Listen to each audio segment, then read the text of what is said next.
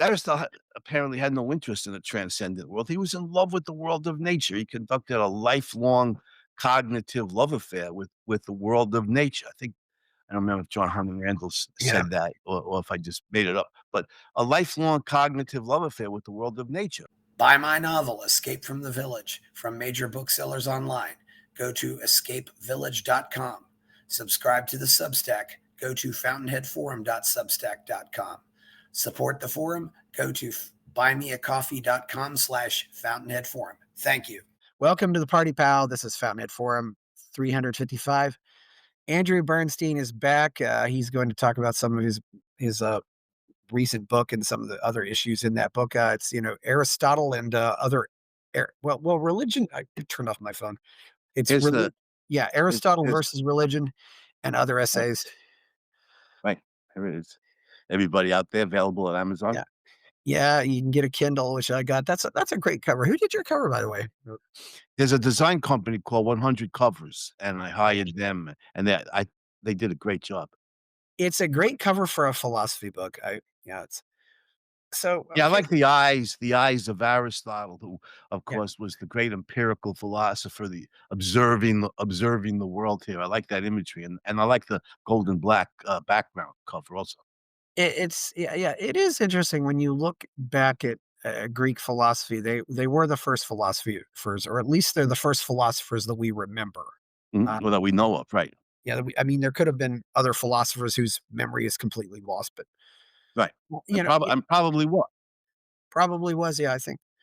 What do you think? What can you tell us about Greek philosophy and where this all started? You started with Thales. Is that how you say the word? Thales. Thales. Yeah. And what can you tell us about Greek philosophy and why Greece was what it was? Right, well, you know I always when I'm teaching my students, I always talk about the ancient world. I always say the first, Socrates was the first great moral philosopher that we know of, because the human beings were on this planet for thousands and maybe hundreds of thousands of years before that. And who knows what happened? We don't have any records, but what we do know is this: Thales was an observer. He didn't rely on mythological explanations for natural phenomena. And so his famous line that all things are water, but trying to understand the world of nature, turns out to be mistaken. But Thales most likely, as far as we know, Thales most likely arrived at that conclusion from observation, that he observed that under certain temperatures, water was liquid, under colder temperatures, it was solid, it was ice, under very hot temperatures, it was steam, it was gas, that water existed in all 3 states of matter, and he probably also observed that water is 100% necessary for all life forms. And so from these various observations, he formed a conclusion regarding the nature of the universe. Mistaken, but based on observational facts rather than on mythology or faith-based beliefs. So that's why Thales is the first, considered the father of philosophy, the father of a rational, fact-based, observational-based attempt to explain explain the universe. Yeah, that's true, and he was alive from about, 620 in the 620s to the 540s BC. It's Yeah, as I recall, he was 6th century BC. So yeah. that's going back a long ways. That's, 20 over 2,500 years ago. What were they using to record all this stuff back then? I mean, we didn't have paper yet, or what did they have? Yeah, that's a good I don't know. I don't know the answer Yeah, to that. stones or I think they were out of the Stone Age by that time. I'm not sure what they wrote on or with. he was also also a geometer, which is very, notice, for example, that if you inscribe an angle in the although he was before Pythagoras, And that if you ins Pythagoras is a mystery figure. Not a lot is known about Pythagoras himself. The Pythagorean, organization, his body of students and supporters, we know something about, but Pythagoras himself is kind of a mythical I mean, I think he was a real person, but he's very little is known. about Pythagoras himself. And just But yeah, many of those Greek intellectuals were scientists as well as yeah. philosophers, seeking to explain mathematicians, scientists, Mhm. philosophers, It definitely. it doesn't look like there was quite this specialization that there is now, Right, that's right. you know, you were just known as the really smart guy in town, and that was about it. Right.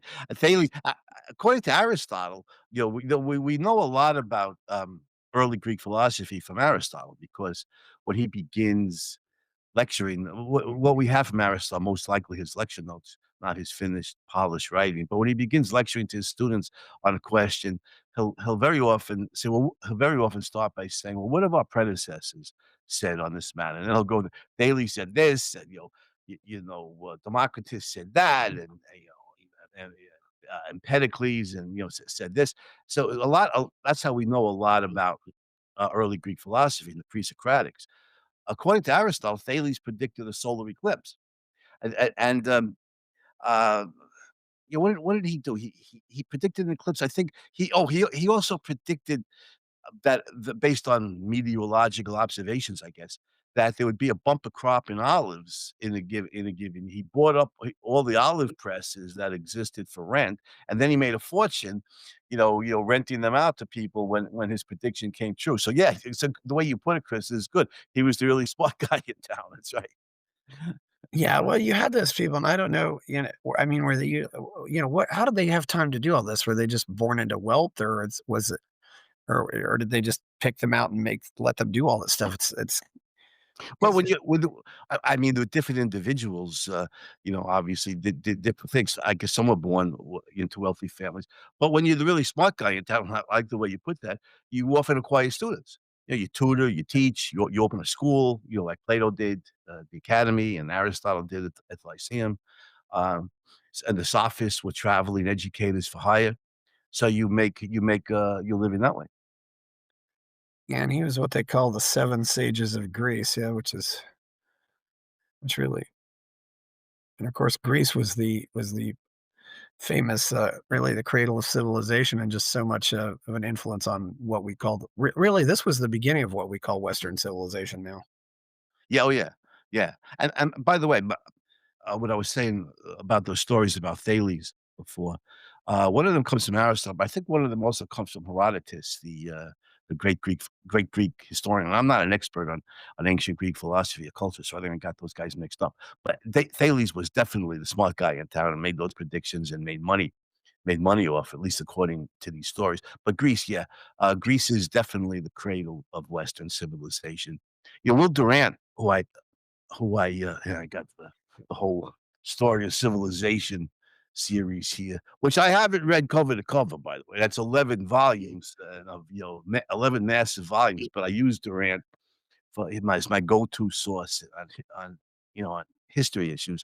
And Will Durant in the life of Greece says, flat out that everything that's advanced in Western culture comes from the Greeks, and he goes through the sciences and and mathematics and philosophy and the arts, democratic form of government, and I would emphasize as an objective is a rational, fact-based, observational approach to philosophic issues, as opposed to the mythology, the early Greeks shared with other cultures, and the faith-based beliefs of Judaism, which, of course, get passed on to Christianity and Islam.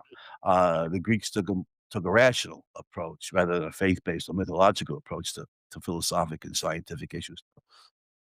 And Andrew, I'm always in awe of these people now because I just realized they did this without paper as we know it and without instrumentation. I mean, he predicted an eclipse in a place where they didn't have calculators, they probably didn't have telescopes, and yet somehow and maybe he just had a premonition or something and ended up being right, but it's really amazing that they were able to do all this. Yeah, who was there was a great Greek, um, scientist, I forget his name offhand, in Alexandria, who came very, very, very close to explaining, accurately the circumference of the Earth, based on various observations and various mathematical calculations he made based on those observations.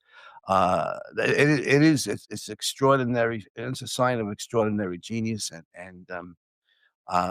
and again, the empirical method. You start with observations, and then you can make these calculations regarding, the circumference of the Earth or other natural events or phenomena. Yeah, and and of course, we didn't even know that some parts of this earth existed. It was just Yeah, I'm a great admirer of daring and courage and, Magellan and his guys. "Let's circumnavigate the globe in 1519." It's not the Greeks, but still, "Let's circumnavigate the globe." They didn't have any idea, they had no charts, they had no maps, they didn't know what the distance was, they didn't know what kind of weather patterns they would face, they didn't know where they could get, fresh water, and no idea the distance across the Pacific, the vastness of the Pacific. But let's go, guys. yeah, Tiny little ships will face massive storms. yes. Let's go. That guy was Eratosthenes or something like that, Oh, of Cyrene. Eratosthenes. Is that how you say it? It's Eratosthenes, okay, yeah. Yeah, I think. Yeah, what was he came very close to getting the circumference of the Earth, right? The chief librarian at Alexandria, which was, at the time, the greatest library in the world. I mean, it was just Yeah, Alexandria was a Greek colony. I mean, Alexander founded it, and it became a Greek colony, and second only to Athens, it yeah, was the greatest cultural and intellectual center of the ancient world, at yeah, least in the Mediterranean area, in the what we call the Western world, Western culture. yeah, I never think of that part of the world really as being part of Africa, and it really is more I mean, really, the Sahara Desert is the boundary, not the sea, but yeah, because of those influences, yeah, and it was a shame, and it's Yeah, really less the controversy about Cleopatra. That given the hatred of white people on the part of the left today, to depict Cleopatra as a white woman, and go way back when Elizabeth Taylor portrayed her in the movie, in the early '60s. But the factual history was that she was from Alexandria. The Greeks had colonized Alexandria, and Cleopatra came from that line of Greek rulers, and she was Greek. yeah, obviously, and we won't talk about how that movie almost killed Paramount, but yes. Or the Elizabeth Taylor, Richard Burton? Yeah, Yeah, it was yeah. expensive and bombed, and interestingly enough, I think The Sound of Music ended up saving them, though. Is that right? I didn't know Yeah, that. yeah, they came because it was a year late or something, but they came out I think it was Paramount. They were out of the same studio, but yes, that's and Yeah, so Julius Caesar ended up burning that library. What a shame. Oh, yeah, and, you know, it was around 2010 maybe, where they made the film Agora.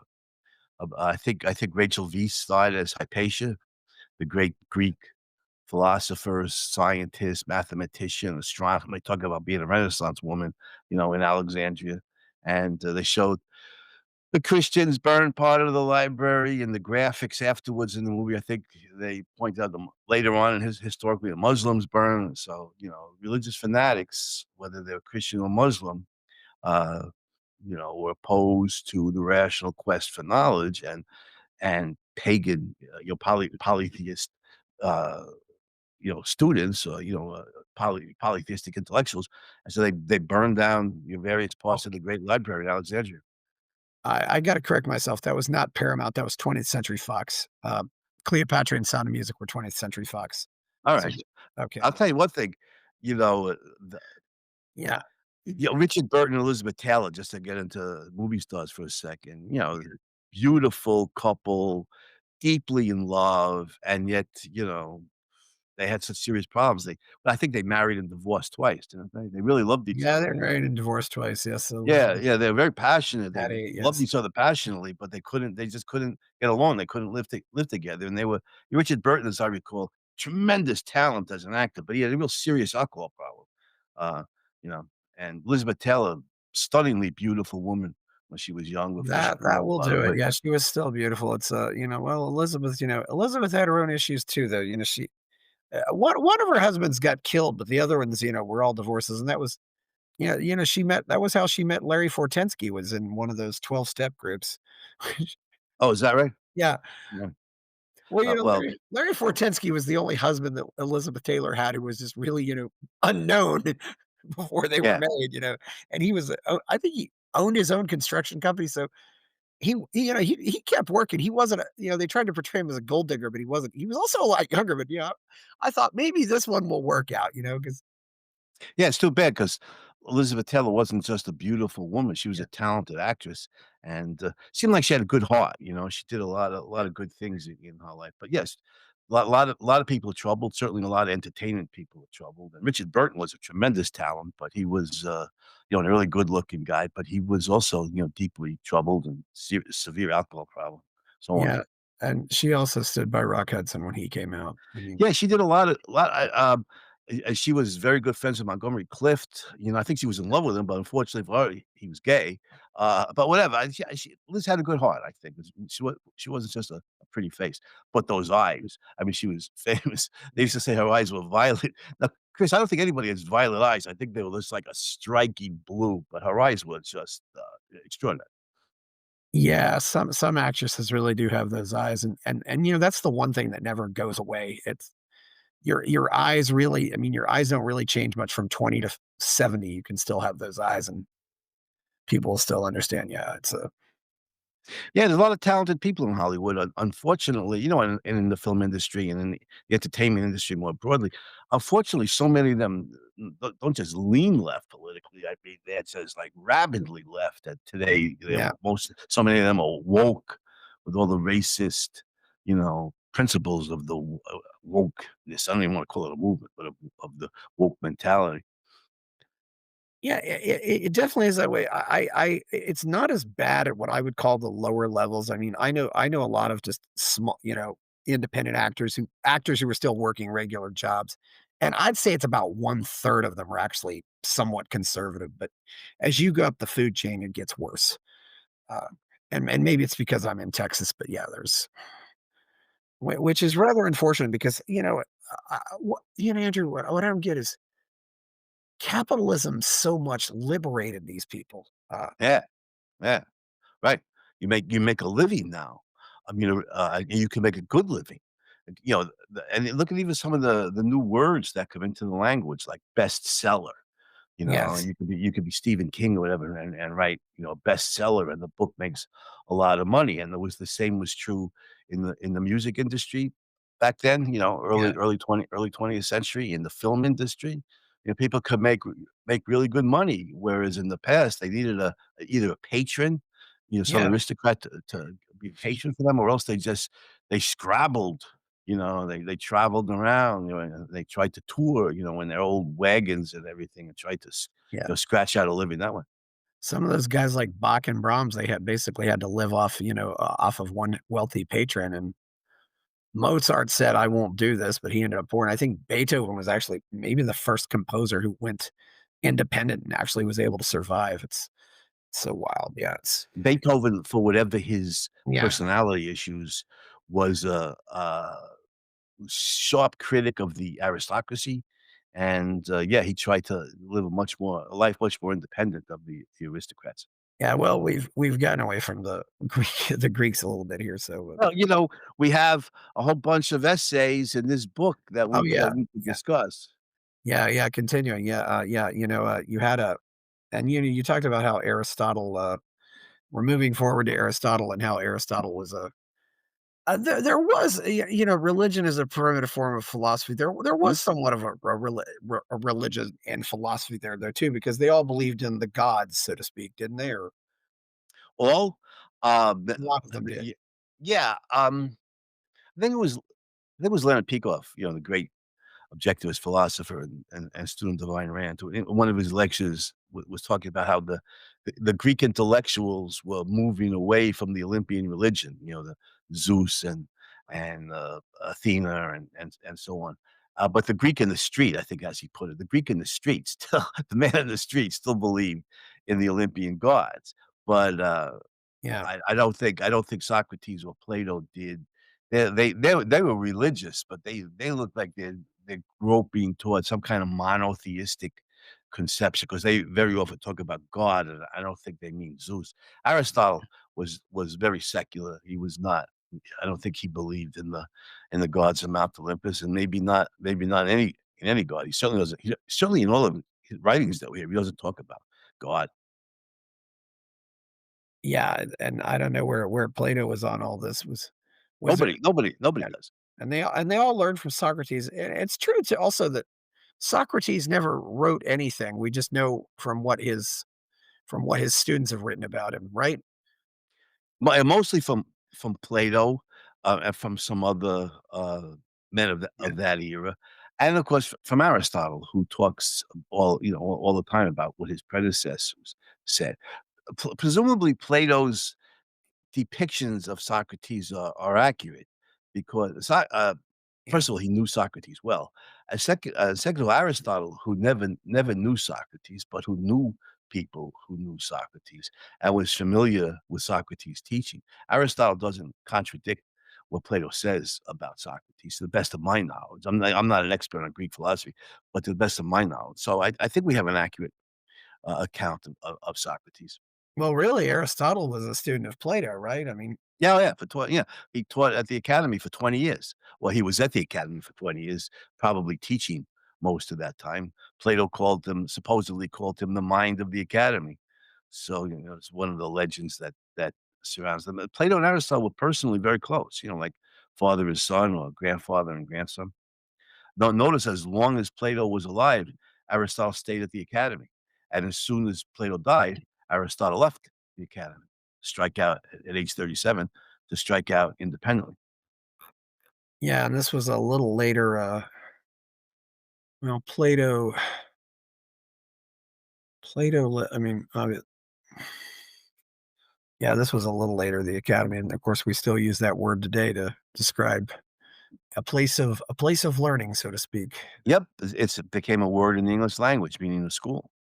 That's right. Yeah, yeah, What's interesting, again, you know, you have to what I say about the Greeks, you have to take with a grain of salt because it's not area of expertise. If you want an expert in Greek philosophy, bring Professor Carrie Ann Biondi on. She's an Aristotle scholar, yeah, uh, and a really good-natured person who's easy to talk to.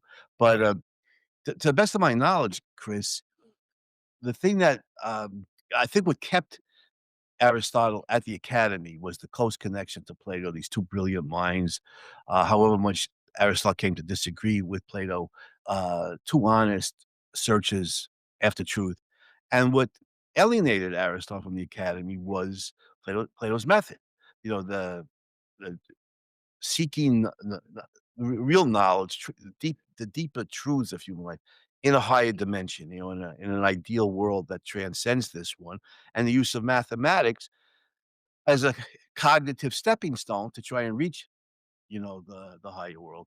Whereas had Aristotle apparently had no interest in the transcendent world. He was in love with the world of nature. He conducted a lifelong cognitive love affair with the world of nature.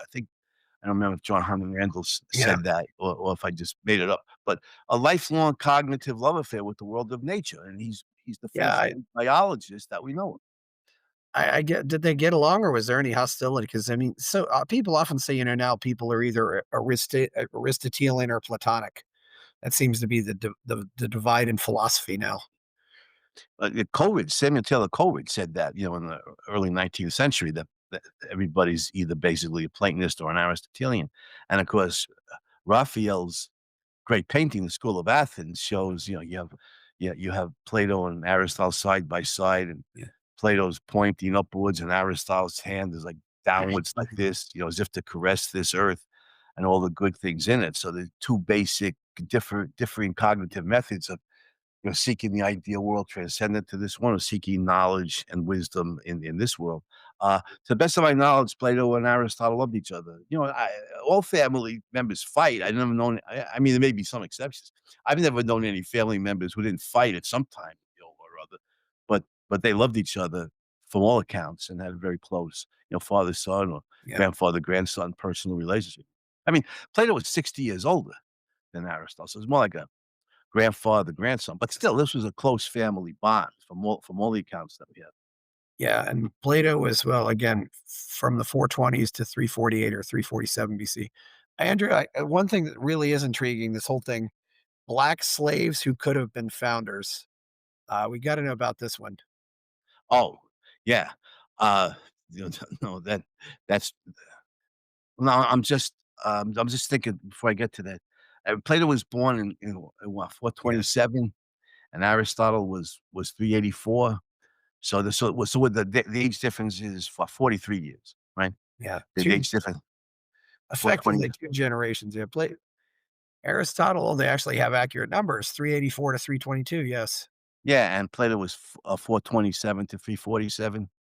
So Yeah, that's something like that. so Yeah, that's a 43-year age difference. So that could be a father-son, and of course, relationship. Aristotle was, of course, the teacher of Alexander. So Yeah, yeah, yeah. Alexander had the great good fortune of having probably the greatest genius in human history as his personal tutor for like a year and a half.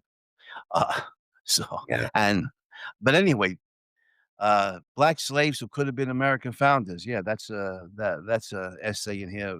Most of these essays, including that one, were originally published in the Objective Standard, and Craig Biddle, yeah. kindly, editor and owner of the Objective Standard, kindly gave me permission to, to include all those essays in this collection. Yeah, black slaves who could have been American founders is really interesting because. Um, they don't teach much about slave uprisings because they teach very little history in the American schools anymore anyway. But they don't teach much about Black American slaves who were freedom fighters, who Yeah, understood the principles of the American Revolution, believed in them, supported them, in some cases fought in the Continental Army. John Hope Franklin, the Black American historian, I forget, she say 3,000, roughly 3,000 Black Americans, fought in the Continental Army against the British. It was something like that. And mostly freedmen. I don't know how many slaves, but mostly free blacks. But anyway, slaves. So Gabriel Prosser is one no, I was gonna say famous, not so famous example. Denmark Vesey is a second, and of course, Nat Turner is the famous example. yeah, And Gabriel Prosser was a blacksmith in Virginia. 2 out of these 3 were in Virginia, which is not an accident, you know, yeah. um, Prosser Most was populated state, and it was the hotbed of political activity. I mean, yes. exactly, it was a hotbed of revolutionary principles. I mean, this is the home of Thomas Jefferson, James Madison, George Washington, Patrick Henry, and Yes. George Mason, and so forth. So Prosser was a blacksmith. By the accounts that we have, he was a brilliant guy. He was, he sounds like an exceptional person. Physical specimen as a blacksmith, brilliant mind. I don't. Was very literate. I don't know if he taught himself or who taught him, but he was very familiar with the principles of the American Revolution, supported those principles, and and so we have as much right to fight for our liberty as any man. And he led a uprising of slaves. I think it was 1800, and of course James Monroe was governor 1800. If it was 1800, I mean George Washington had recently passed away, but Madison and Jefferson are still alive. In fact, Jefferson soon to be president of the United States. James Monroe, part of the Virginia aristocracy, was governor, and the militia. They organized the militia, and they ruthlessly crushed the uprising. Hanged any of the slaves who weren't killed in the fighting were hanged. Um, it's really sad when you see the Virginians, who were such staunch principles of individual rights, denying them Yeah. to the black slaves and ruthlessly killing anybody who fought for freedom. So, Prosser was one example. Denmark Vesey, 1820s, Yeah, South that's Ca South Vesey, yes. yeah, Vesey. And by the way, uh, a good point about Vesey is later on during the Civil War. And, Chris, once I reached age 70, my short-term memory It's not as good as the information's still in there, it takes me longer to access it. But the great black abolitionist, Frederick what was his name? Frederick Douglass, right? Frederick Douglass, yes. Frederick Douglass, yeah, in Yeah, rousing the yeah. Glory Brigade, that brigade of blacks volunteers to fight for the Union during the Civil War. Frederick Douglass, you remember Denmark Vesey? He exhorted these black troops, "He who wants to be free must himself strike the blow." And Vesey also, 1820s, South Carolina, brilliant guy, highly literate, was very well versed in the principles of the American Revolution, taught them to slaves as had Gabriel, his fellow slaves, as had Gabriel Prosser.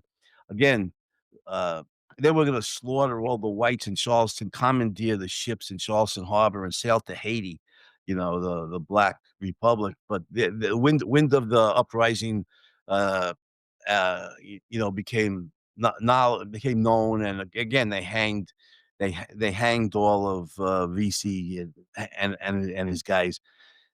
And Frederick Turner, I'm sorry, not Frederick Turner, but Nat Turner in Virginia, 1830s.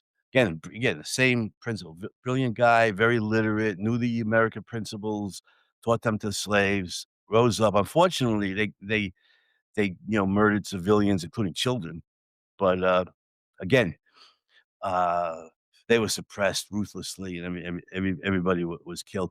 I mentioned in the essay going further than black slaves in the United States, but Samuel Sharp, who led a uprising of black slaves in Jamaica, I think it was the 1830s also, against British rule. When they hanged, hundreds of people were killed, I think, dozens of whites and hundreds of blacks. When the British hanged Samuel Sharp, he evidently said, "I would rather die on yonder gallows than live as a slave." Now those are noble words. I'd rather die on yonder gallows than live in slavery, and those are noble words that should be taught to all school children, regardless of race. But yeah, there were these freedom fighters who were understood and were inspired by the principles of the American Revolution, who were unfortunately all killed by their fellow revolutionaries because their skin color was different. So, it's an inspiring story, but it's also a sad story. But it's an important story, to be known that I individual rights is a sacred principle, it's gotta be applied to all human beings. Yeah, I definitely think that, and I've noticed a lot of these, anti-slave, people like Frederick Douglass, and even going up to Booker T. Washington, they saw the good in the Declaration of Independence and the constant and the founding fathers. They just said you need to apply this consistently. Right. Whereas now, so many of these alleged scholars just want to completely throw out the baby with the bathwater, so to speak, or they, you know, it. You know, the so-called scholars today are Oh yes, overwhelmingly leftist. They're Marxists on steroids, and they wanna throw the earlier people you mentioned, like Frederick Douglass and Booker T. Washington people like that were supporters of individual rights and a free country. Like you said, they wanted those principles applied to blacks. They wanted those principles applied consistently. But most of the intellectuals today are leftists. They don't support individual rights, they rejected it utterly. They don't support yeah, capitalism. yeah, There's many of them are, communists or trending in that direction. When I call somebody a yeah, communist, I don't mean like, yeah, garden variety, New Deal supporting, mixed economy, welfare status. I mean, yeah, yeah, real communism, totalitarian system. They hate the United States.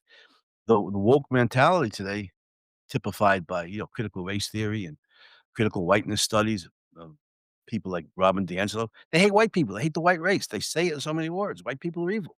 It's like it's unbelievable how racist they are. and Openly, overtly. the one thing people should be aware of, often when they say things like whiteness, what they really mean is capitalism.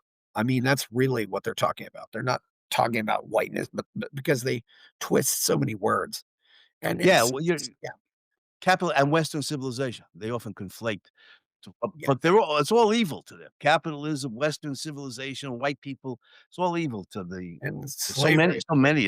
of the woke intellectuals today. It's just it's overt racism is it's just it's awful. It's just it's not gonna end well for anybody. And slavery, is in fact a rejection of capitalism. It's really the Oh, yeah, the rejection of the first form principle of of indi crony capitalism. yeah, it's complete rejection of the principle of individual rights, and, of course, slavery has existed all over the world going back into the Oh, yeah. mists of prehistory. Thomas Sowell is very good, on, and Orlando Patterson, his book, Slavery and Social Death, they're very good on this, and it was Western civilization and its principle of individual rights that led for the first time in history that we know of to a concerted abolitionist movement, in the late 18th century Britain. Yeah. Yeah, an abolitionist movement. Andrew, one thing is that this is since I've actually having visited this country, I do want to talk about your essay about the horrible genocide of Armenia, and in a lot of ways, that's still very significant today. Absolutely. You visited Turkey or Armenia or both? I've been to Armenia only a couple days, but yeah, Ah, I went to Yerevan and then I went to Tbilisi also, which not in Armenia, but Georgia. It's yeah, Georgia, right? yeah. West Or since getting back there, I like to call it by its what they call it, which is Sakart Velo. That's in their native language, but yeah, and the Armenians call Armenia Hayastan, but yes, so okay.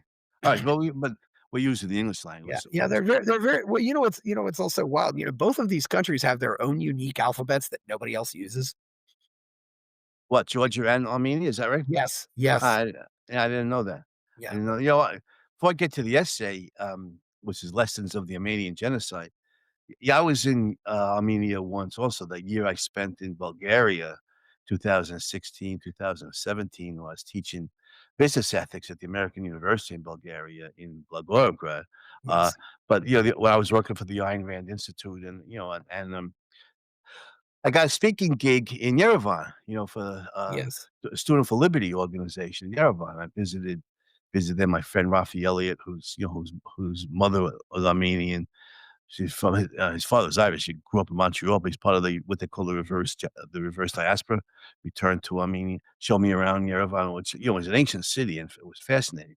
But, yeah, so many people today, again, they don't teach history much in the American schools.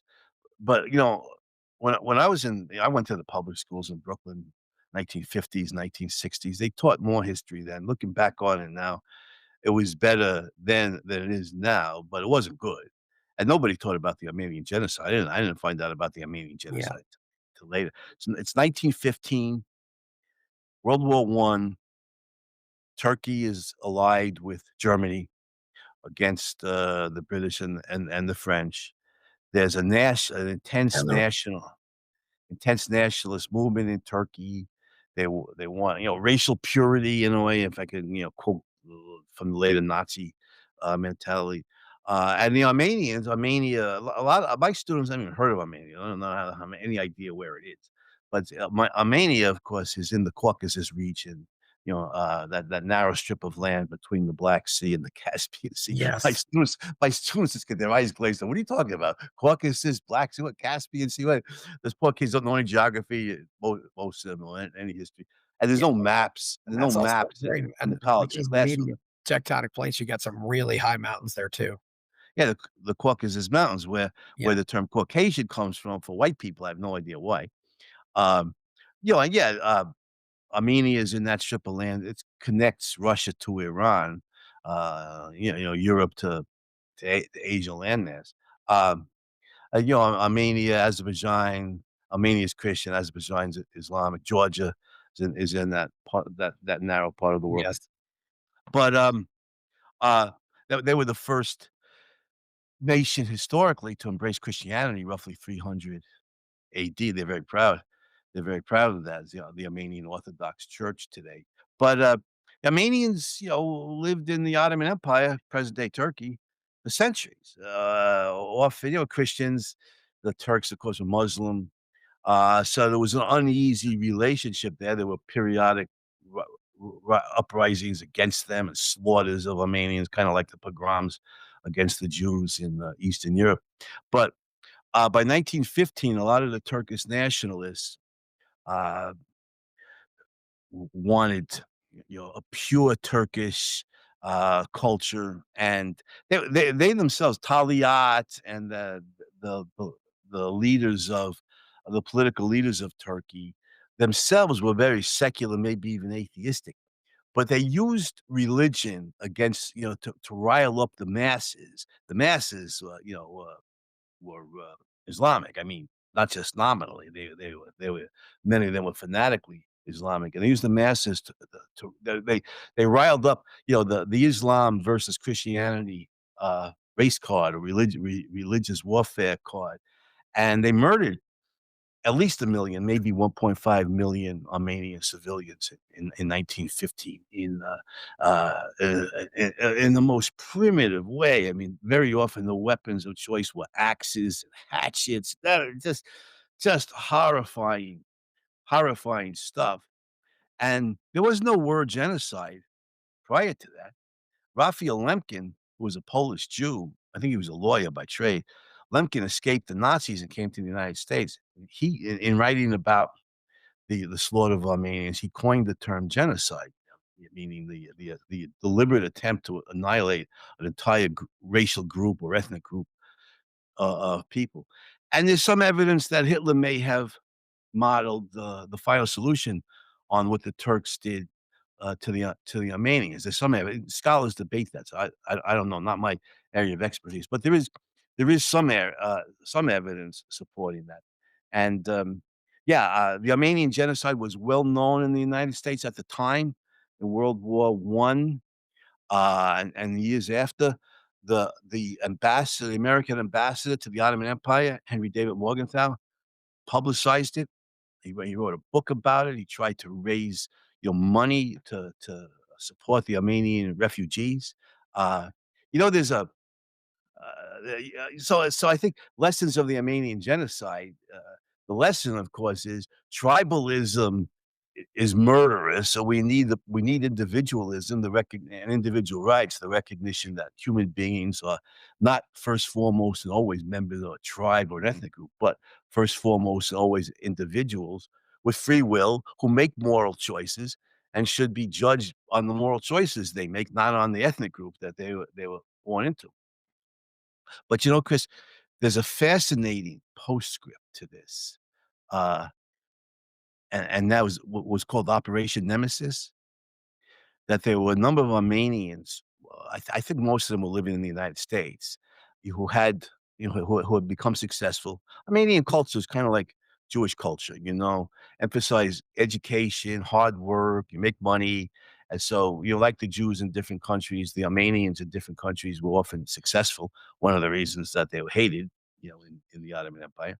Uh, and they raised money. These American Armenians, raised money to for a Yes. group of Mhm. assassins to track down, because Talyat, the political leader of Turkey, had escaped justice. He was living post World War One, and the defeat of the Turks, in the famous this is the famous Lawrence of Arabia, incident in Arabia. But Talyat and a number of other leaders of the Turkish regime who had perpetrated the genocide, the massacre, were living, Talyat was living in Germany, and, one of the assassins tracked him down, shot him to death in a park in Germany, was apprehended by German police, was brought to trial, and, when he told the true story of what they had done to his family and everything else, German jury acquitted him.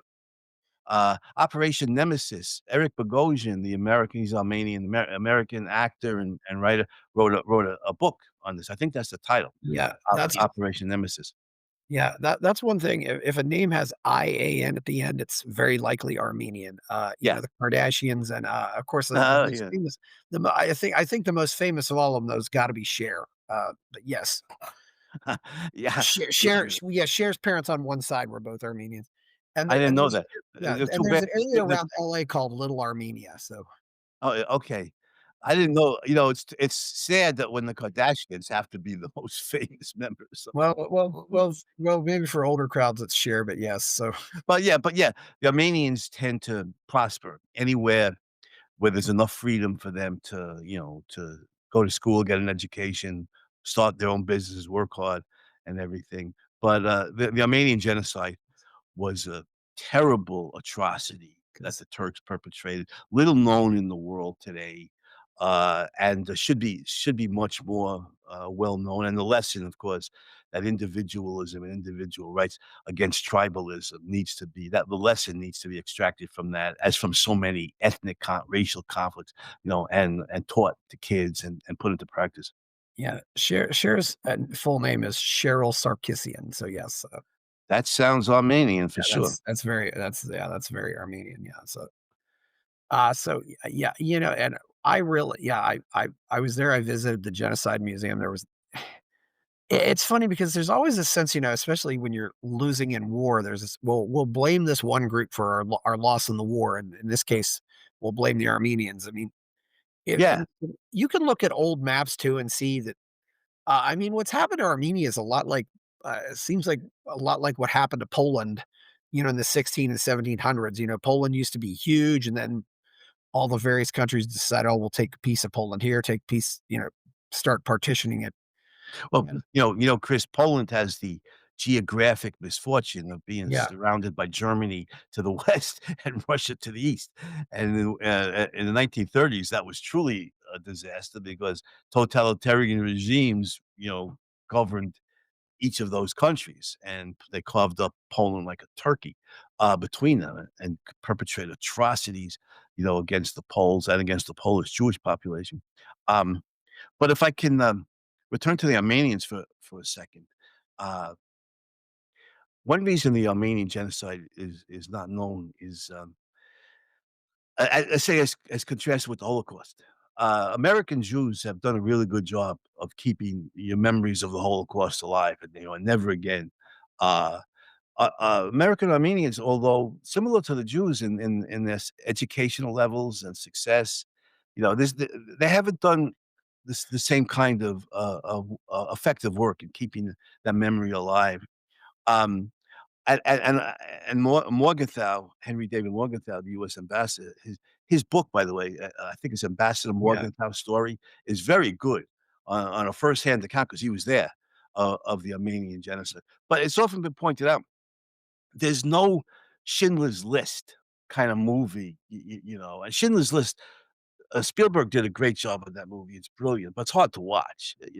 yeah, But there's no equivalent until recently, for the Armenian genocide. And I think it was in 2015, 100 years after the genocide, that Hollywood finally did a movie. And I think the reason for this, at least a big part of it, is the Turkish regime to this day, 110 years later, yeah. denies the genocide.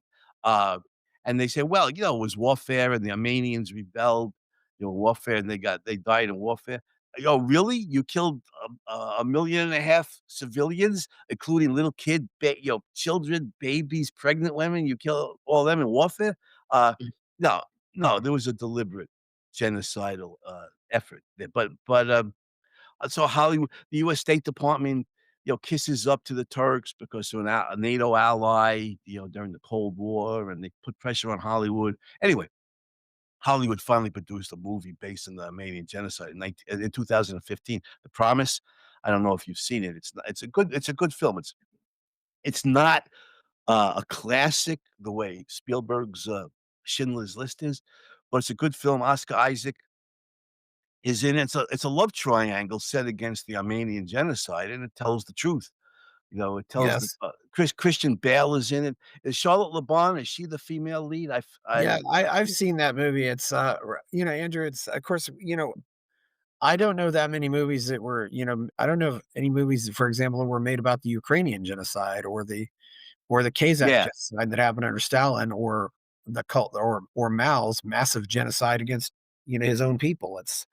yeah, Uh, the rape of Nat King, we can go on and on by the I mean, some Japanese. genocides get coverage and some don't, unfortunately. It's, Yeah, exactly, and I think, again, a part of the reason we can credit American Jews, and credit the United States because Madison Yeah. wrote the principle of religious freedom right into the First Amendment, and the Jews I think American Jews are probably the most educated, most successful Jews of history.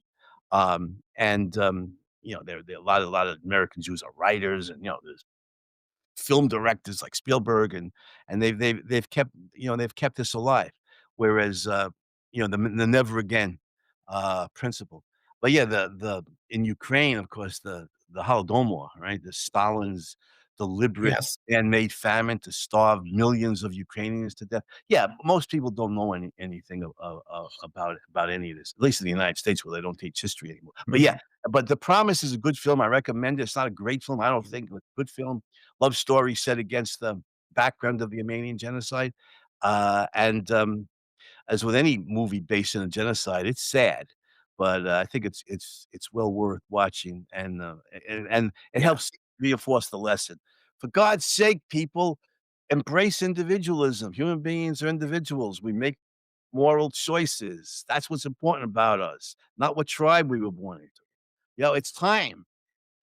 Like I cavemen, we're still like cavemen. We're still like recognizing different tribes of people, but we don't recognize in many too many cases individuals and the moral choices that individuals make. That's what's important about a person.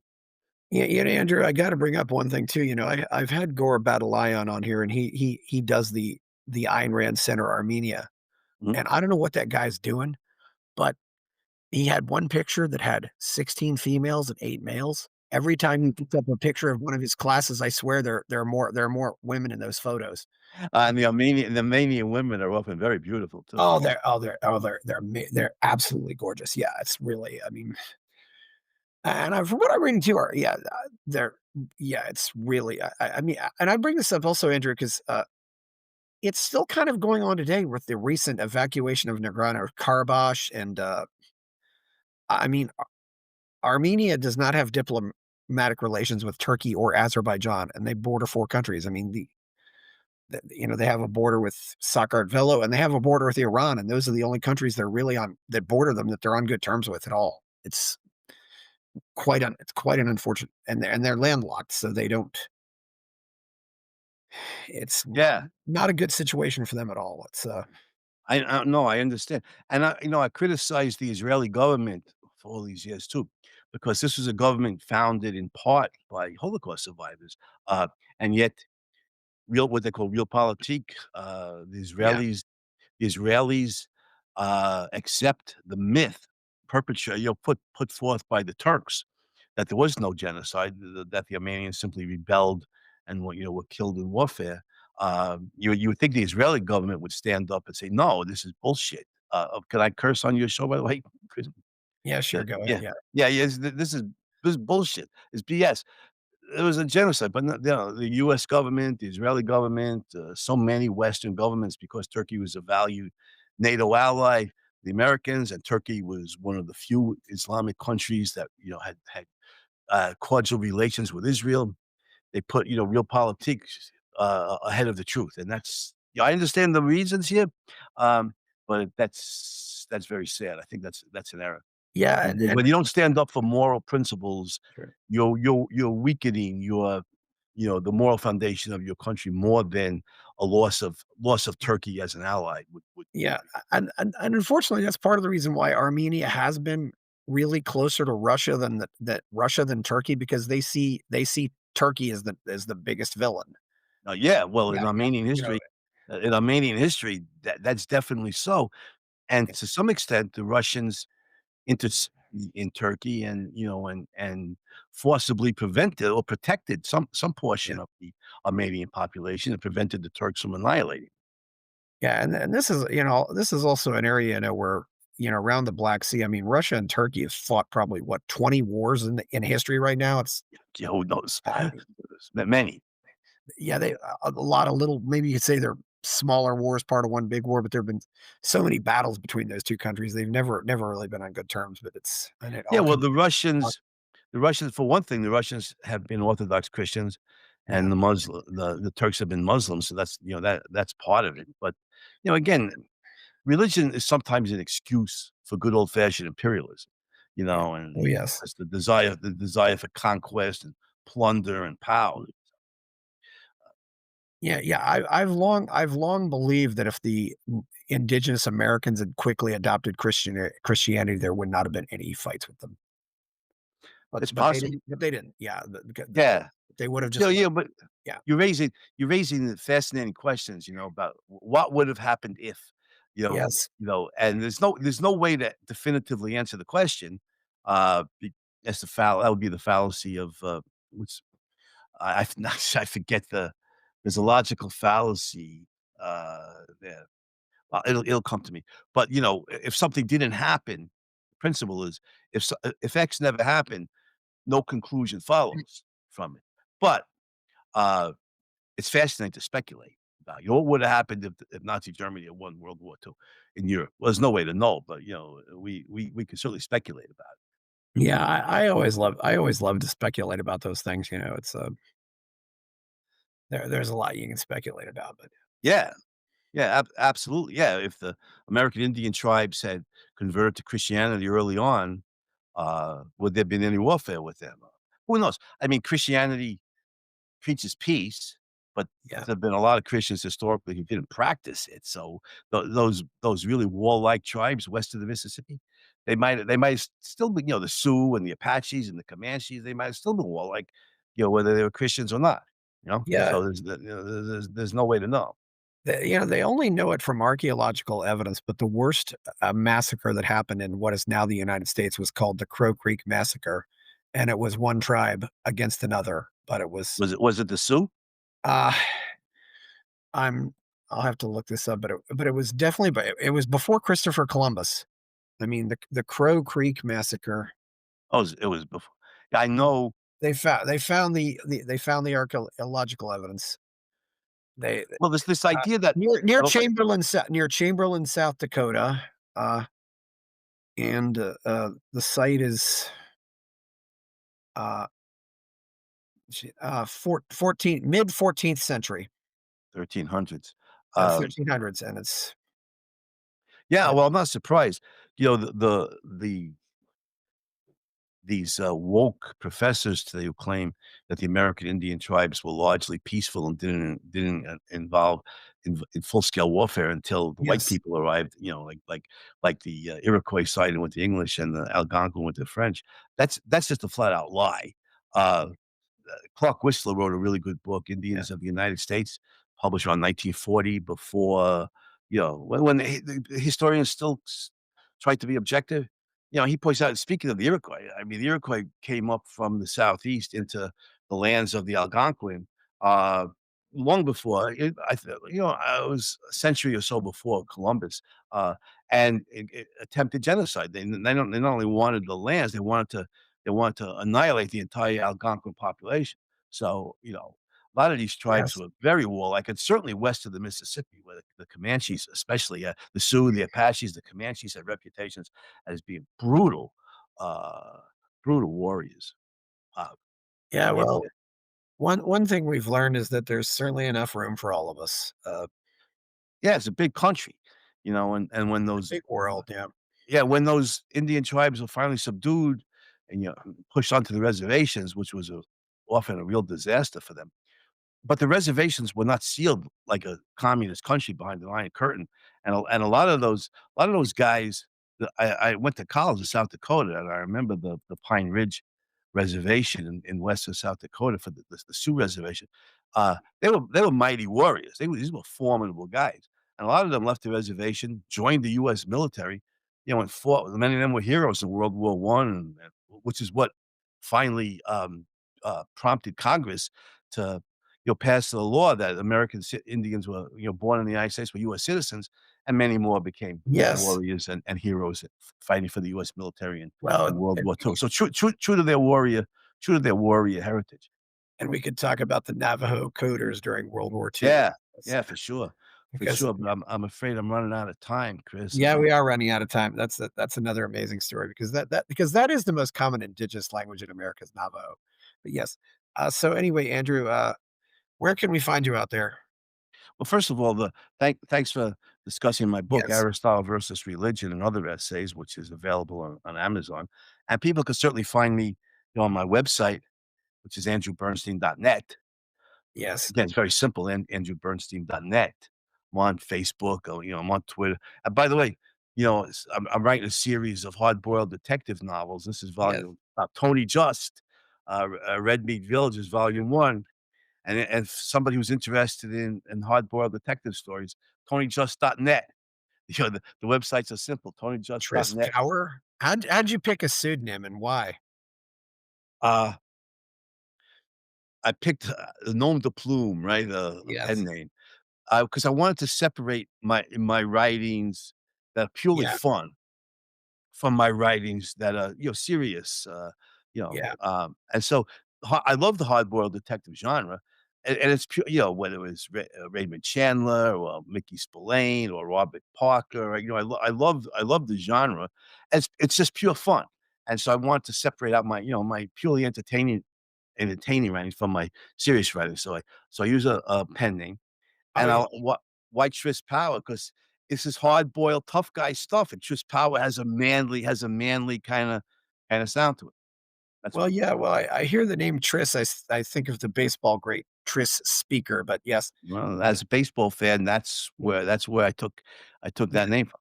yeah, the all-time leader in doubles, for example. And he was a Texan. Yeah, He was a Texan, yeah. wasn't he? He got more doubles than anybody else, which is certainly a record to but anyway, well, please like this video, subscribe to the channel, go buy my novel Escape from the Village, check out my Substack, go to buymeacoffee.com where people are giving me money. I'm Chris Baker. We're out. Buy my novel, Escape from the Village, from major booksellers online. Go to escapevillage.com. Subscribe to the Substack. Go to fountainheadforum.substack.com. Support the forum. Go to buymeacoffee.com/fountainheadforum. Thank you.